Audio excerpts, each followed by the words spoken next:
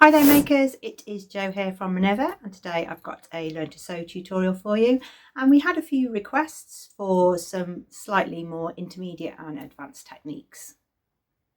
Today we're going to look at how you can slightly adapt and manipulate darts if you're working with any kind of striped fabrics, checks or plaids.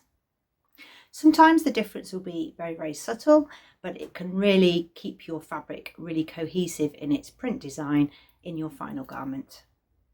There are a few things to consider with this technique. You want to balance up the compromise between getting your print design to be cohesive and changing the fit of your garment. So as with all darts, they tend to work around the apex of your bust. So if you've got something well fitting, you might not want to meddle with it too much or make an increment that will knock your fit and sizing out.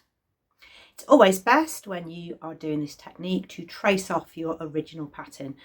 I'm showing you to cut quite a big chunk out of your pattern piece, so if it doesn't work out, you don't want to have spoilt your pattern.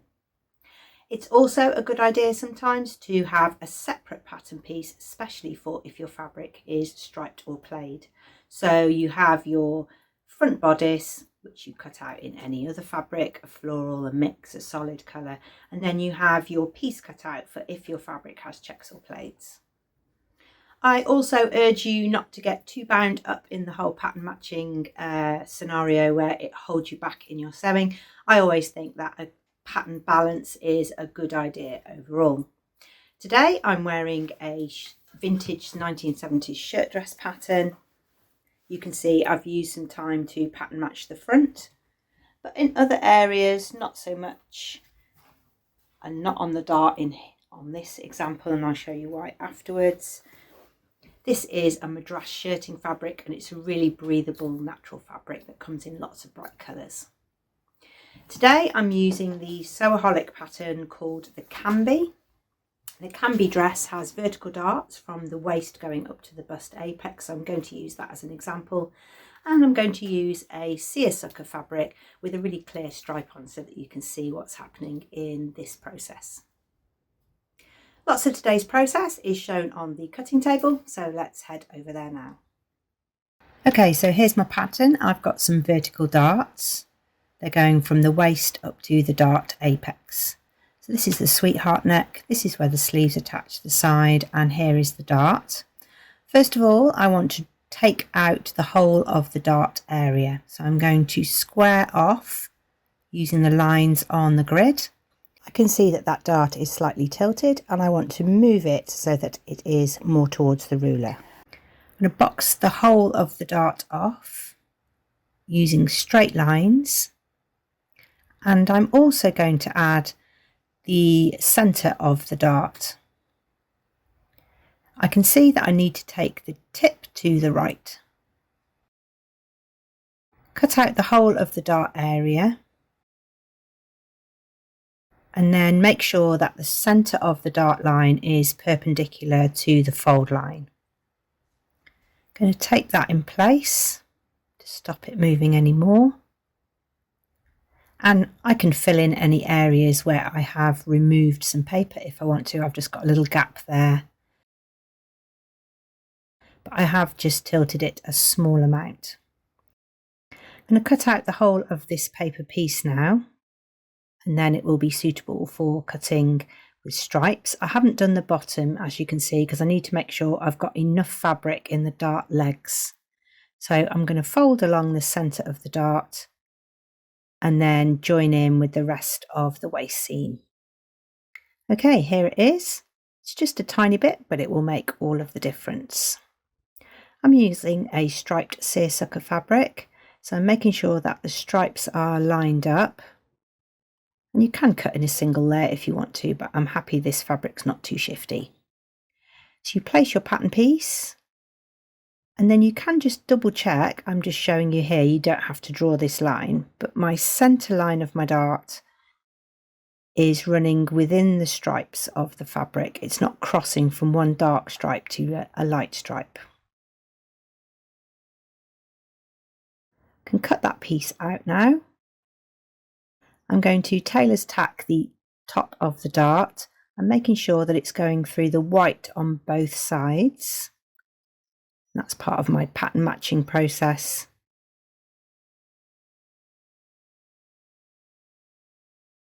And I've snipped the dart legs. I'm ready to join those together so that the darts run vertically within the stripes. When you do this, you get a chevron effect and everything is even, and even though you've disturbed the stripes, it's in a really controlled way. What happens if I don't do that? If I kept the dart in the original position, you can see it's tilting to one side, so I get stripes going vertically and then the ones from the left are kicking in towards the straight stripe.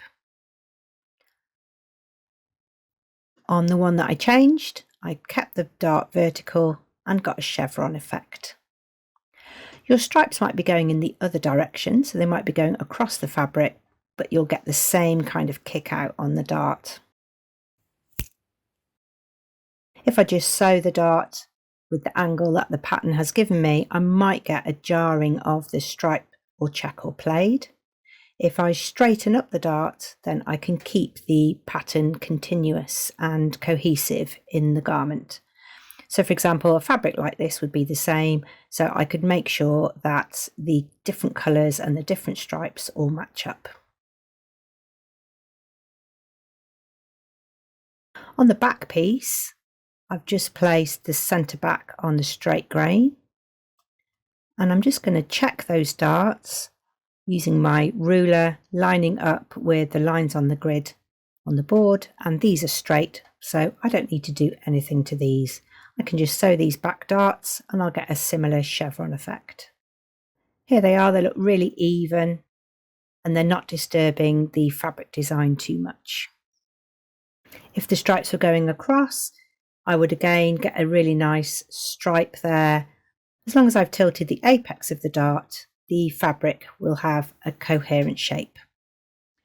You can use this technique with skirt darts, but again, I urge you to make a toile first or keep a little bit of fabric aside, so have a little bit more fabric than your pattern needs so that you can cut out a piece, even if it's just the top of the skirt, and you try manipulating the darts and see what happens. You don't want to manipulate the darts and compromise on poor fit. You can use it for vertical darts. You can also use it in skirt darts. So I'm making view B, but on view A here, you could tilt these darts into a different direction to work with the fabric. I've shown you an example with a vertical waist dart. Does it work with a side bust dart? There are a few things to note. It's slightly trickier with side bust darts because they're not always horizontal.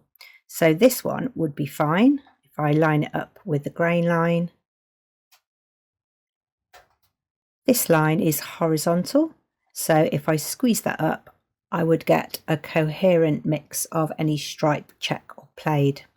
If your dart is below here, that's taking up some space below your bust or above, if you've got a hollow out chest a little bit, then you'll need to think about if you're going to compromise the pattern. On this shirt, I'm going to see if the dart is horizontal, so I'm going to line up the grain line on a straight line on the grid, and then I can see that running from the centre of the dart is a straight line, so this one would work well with checks, plaids or stripes. If you've done any adjustments to a pattern for fit reasons, so this has had a full bust adjustment, then you want to do that first before you change your darts. So here, when I squeeze up the dart and I line it up with a straight grain, my dart is pointing down a little bit. So I could just tilt that to straighten up the print. It's best to cut out another piece of tracing paper for working specifically with stripes and plaids. There are, however, some places where you won't be able to use this technique because you'll be relying on creating a horizontal dart or a vertical dart, and if your dart creates shaping in a different way, a particular angle, you won't be able to do this. Places where you'll find this technique impossible is when you have a French dart, because of the angle of that dart makes part of the shape. So here, look, it goes straight in. I can't tilt it up. I would end up with a vertical dart and lose the shaping and overall design. of this dress top. I hope that video has helped somebody. If you're working with a striped fabric, it's not really critical, this technique today. It's just something to maybe move on to if you enjoy sewing with checks and plaids. And we would like to hear about any other techniques that you would like to hear about in videos. We always like to add them to the list. We also like to see what you've been sewing and what you've been up to, so do make a free account and head over to Minerva. You can share your makes there, add some photographs that don't have to be professional. We just love to see what everyone has been up to. Thank you very much for watching, and we'll see you very soon.